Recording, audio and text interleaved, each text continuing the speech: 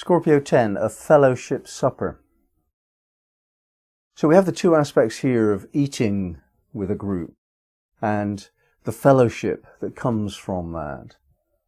And on the one hand, the eating with a group idea is acknowledging that because we have physical bodies, we have physical needs, and eating is one of them. We can extend this to include house building, and there's another degree which has to do with the collective house raising functionality of a community.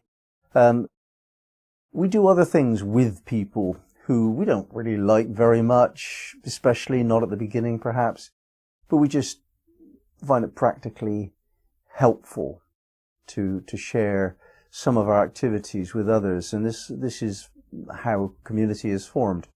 And we find, interestingly, that this type of relationship, which differs in a very, very significant way from parenting relationships and sexual relationships and other things like that, where a certain amount of freedom of choice is denied, as in the parenting, or very explicit, as in love relationships. And you know, in a community that you don't get a lot of choice, these are the people that you have to deal with. You can prefer some other than others, but you know, getting on with your neighbours is a bigger challenge in some way than getting on with your lover, because your neighbours are going to be there until they decide to leave. You can't get rid of them.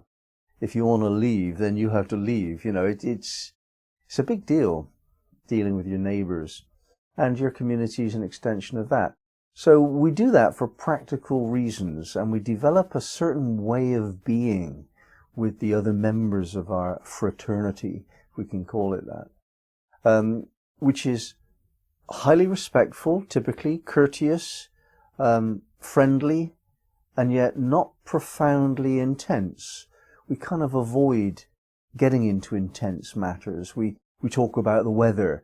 We compliment them on their garden or something, you know, so that we just maintain this rather shallow interaction. And on one level, that shallowness is like, well, what is that? It's just nothing on the one level. But on the other level, it's actually quite a skill, a social skill. And what happens if we don't go along with the social norms and we keep ourselves within the acceptable range of behavior? If we don't do that,